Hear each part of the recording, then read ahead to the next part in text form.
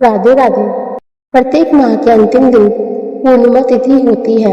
अभी चैत्र का महीना चल रहा है और इस माह आने वाली पूर्णिमा को चैत्र पूर्णिमा के नाम से जाना जाता है। पूर्णिमा के दिन पवित्र नदियों में स्नान, दान व व्रत का विशेष महत्व माना गया है। कहते हैं कि जो लोग पूर्णिमा का व्रत करते हैं उन पर हमेशा माँ लक्ष्मी की कृपा बनी रहती है। व्रत के दौरान सत्यनारायण भगवान का पूजन किया जाता है और फिर कथा भी सुनी जाती है। आइए सुनते हैं चैत्र पूर्णिमा व्रत कथा। काशीपुर नगर में एक गरीब ब्राह्मण को भिक्षा मांगते देखकर भगवान विष्णु जी ने स्वयं ही एक बूढ़े ब्राह्मण के रूप में उस निर्धन ब्राह्मण के पास गए और कहने लगे, हे विप्रे, श्री सत्यनारायण भगवान मनोवांछित फल देने वाले हैं। तुम उनका व्रत पूजन करो, जिसे करने से मनुष्य सब प्रकार के दुखों से मुक्त हो जाता है। इस व्रत में उपवास का भी अपना बहुत महत्व है, किंतु उपवास से मात्र भोजन न लेना नहीं समझना चाहिए। उपवास के समय हृदय में यह धारणा होनी चाहिए कि आज श्री सत्यनारायण भगवान हमारे पास ही विराजमान है। अतः अंदर व बाहर शुचिता बनाए रखनी चाहिए और श्रद्धा विश्वास पूर्वक भगवान का पूजन कर उनकी मंगलमय कथा का श्रवण करना चाहिए। श्री सत्यनारायण की कथा बताती है कि व्रत पूजन करने में मानव मात्र का समान अधिकार है, चाहे वह निर्धन, धनवान, राजा हो या व्यवसायी, ब्राह्मण हो या अन्य वर्ग, स्त्री हो या पुरुष। ये स्पष्ट करने के लिए इस कथा में निर्धन ब्राह्मण, गरीब लकड़हारा, राजा उल्कामुख, धनवान व्यवसायी, साधु वैश्य, उसकी पत्नी लीलावती, पुत्री कलावती, राजा तुंग, व्रज एवं गोपगणों की कथा का समावेश किया गया है। इस कथा के अनुसार जैसे लकड़हारा गरीब ब्राह्मण, उल्कामुख गोपगणों ने सुना कि वह व्रत सुख, सौभाग्य, संपत्ति सब कुछ देने वाला है, तो सुनते ही श्रद्धा, भक्ति तथा प्रेम के साथ सत्य व्रत का आचरण करने में लग गए और फलस्वरूप सुख भोग कर परलोक में मोक्ष के अधिकारी हुए।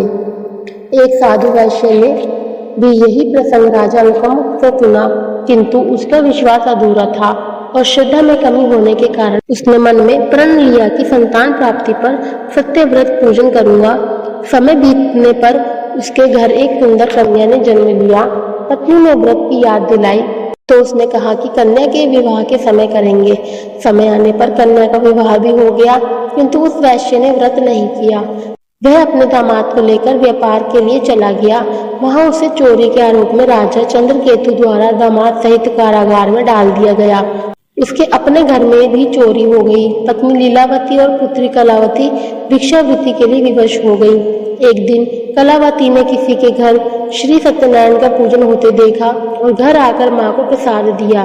तब माँ ने अगले दिन श्रद्धा से व्रत पूजन कर भगवान से पति और दामाद के शीघ्र वापस आने का वरदान मांगा।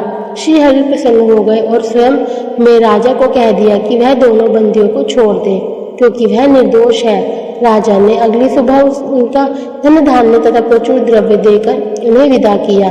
घर आकर पूर्णिमा और संक्रांति को सत्यव्रत का जीवन भर आयोजन करता रहा। परिणाम स्वरूप उसे सांसारिक सुख भोगकर मोक्ष प्राप्त हुआ। इसी प्रकार एक बार राजा तुंगध्वज ने वन में गोपगणों को श्री सत्यनारायण भगवान का पूजन करते देखा, किंतु अपने अभिमान की वजह से राजा न तो पूजा स्थल पर गया, न दूर से ही प्रणाम किया और न ही गोपगणों द्वारा प्रसाद ग्रहण किया। परिणाम यह हुआ कि राजा के पुत्र, धन धान्य, अश्व, गज आदि सब नष्ट हो गए। राजा को फिर ये आभास हुआ कि विपत्ति का कारण सत्यदेव भगवान का निरादर है। तब उसे बहुत पश्चाताप हुआ। वह तुरंत वन गया और गोपगणों को बुलाकर उनसे सत्यनारायण भगवान की पूजा विधि पूछी और बाद में पूजा की भी। फिर उसने उनसे ही प्रसाद ग्रहण किया तथा घर आ गया। उसने देखा कि विपत्ति टल गई और उसकी सारी संपत्ति और जन सुरक्षित हो गए। राजा प्रसन्नता से भर गया और अपना सर्वस्व भगवान को अर्पित कर दिया।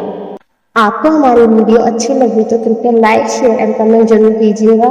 अगर आप हमारे चैनल पर नए हैं तो चैनल को सब्सक्राइब करना ना भूलें तथा बेल आइकन जरूर दबाएं। सभी को राधे राधे।